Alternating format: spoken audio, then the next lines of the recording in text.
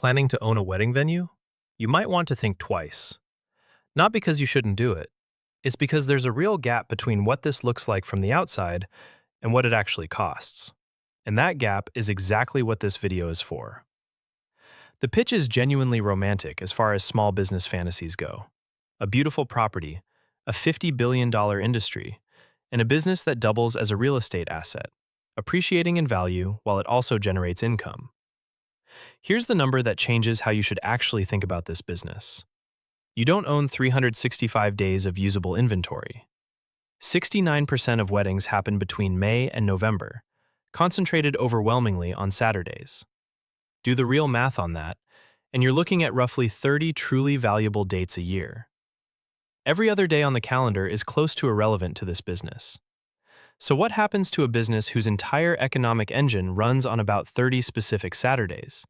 Dates that once they pass are gone forever. That's what we're figuring out today. One quick note before the numbers start. Every figure in this video is well researched and checked against multiple sources. But research can still contain honest mistakes, and costs and regulations shift by state, city, and sometimes zip code. Treat these as your benchmark, not a quote for your specific situation. This video is for educational purposes only and is not legal, tax, financial, or business advice. Always do your own research and due diligence before making any business decision. A second note, specific to this episode. Real estate and zoning considerations for event venues vary significantly by jurisdiction. Verify local zoning and permitting requirements directly before making any decision based on this video. The first cost, the one that's really two investments wearing one price tag, you're buying a business and a piece of real estate at the same time. Entry costs run large on this channel's scale. $300,000 to $1.5 million all in, covering the property itself, renovation, and the build-out needed to host events. That range reflects a real structural difference from most businesses covered on this channel. A wedding venue is also a real estate asset. The land, the building, the views, the zoning, all of it affects both what you can charge for an event and what the property itself may be worth years from now. That dual nature cuts both ways. A distinctive, well-located property can appreciate as real estate on top of whatever it earns hosting events. It can also mean carrying a mortgage-sized monthly payment regardless of how many weekends get booked. Average annual revenue for a wedding venue runs around $467,000, translating to net profit somewhere between $46,000 and $140,000 a year, depending on how tightly the business is run. Typical margins land in the 10 to 20% range, with the strongest operators reaching 40 to 60%. Insurance carries real weight here too. A venue is hosting large groups, alcohol, and vendors it doesn't directly control, and liability coverage sized for that reality is a genuine, non-negotiable line item from day one, not something to add once a problem has already happened. The hidden trap, the one built directly into the calendar. An empty Tuesday in February barely matters. An empty Saturday in October is a real, permanent loss. 69% of weddings happen between May and November. October alone accounts for 17% of all weddings nationally, the single most popular month by a wide margin. Winter, December through February, accounts for just 9% combined. Run that 7-month peak window against roughly 4 Saturdays a month, and you land at close to 30 premium dates a year. Everything outside that window is real estate sitting mostly idle, waiting for a business that only truly shows up 7 months out of 12. Unlike a retail business that can make up a slow Tuesday with a busy Thursday, an unbooked Saturday in peak season is gone the moment it passes. There's no reselling that specific date. It's permanently lost revenue the instant the sun sets on it. Competition has intensified on top of that narrow window. The number of venues has increased sharply in many markets since the pandemic, and traditional venues aren't the only option anymore. Airbnbs, private estates, lofts, and backyards are all competing for the exact same 30 Saturdays. Peak season does command real pricing power, 20 to 40% premiums over off-peak months in most markets.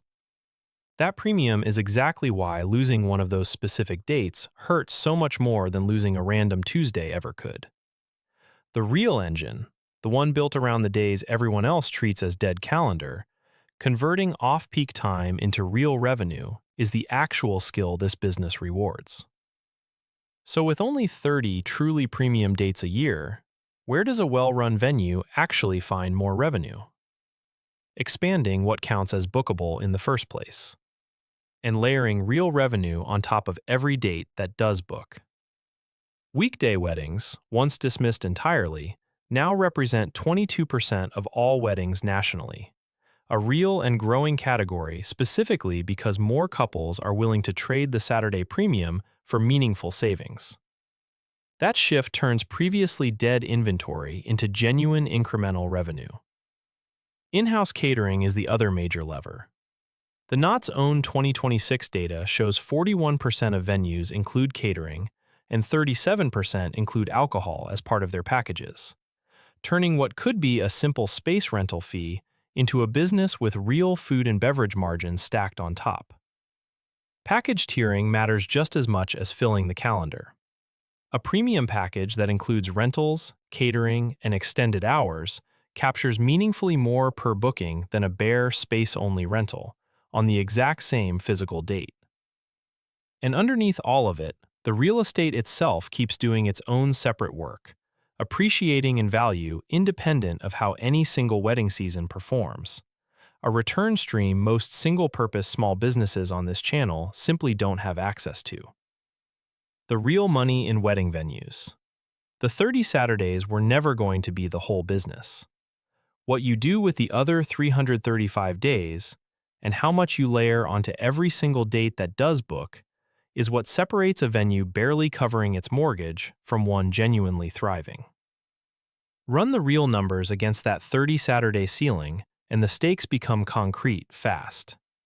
Wedding venues nationally report annual earnings anywhere from $100,000 to $500,000, with high-end or urban venues reaching $1 million or more.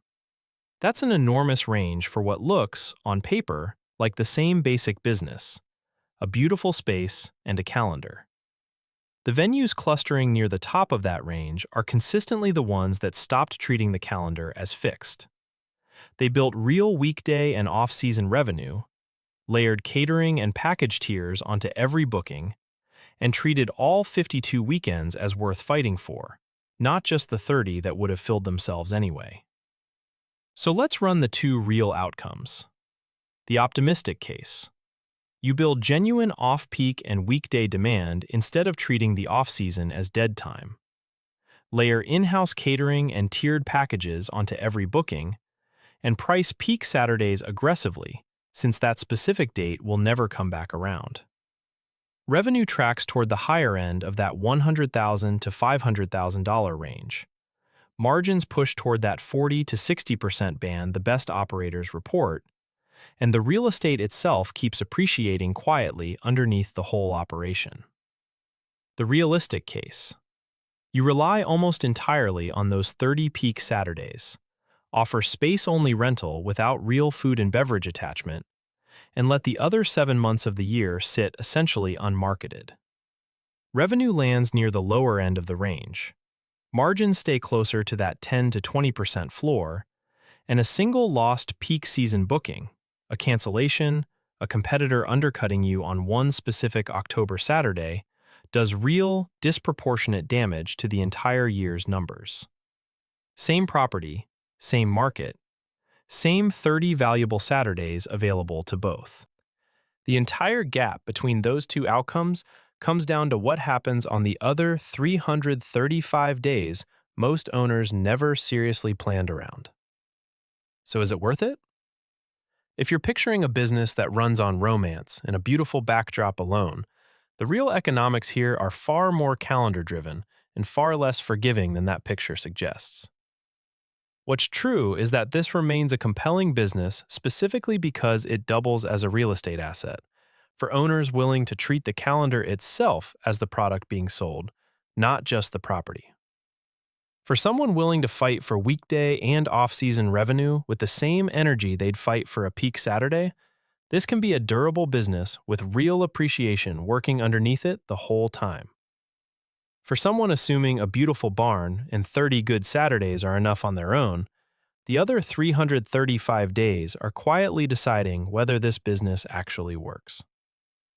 Last reminder: zoning, permitting, and local event regulations vary significantly by jurisdiction. This is not legal or business advice.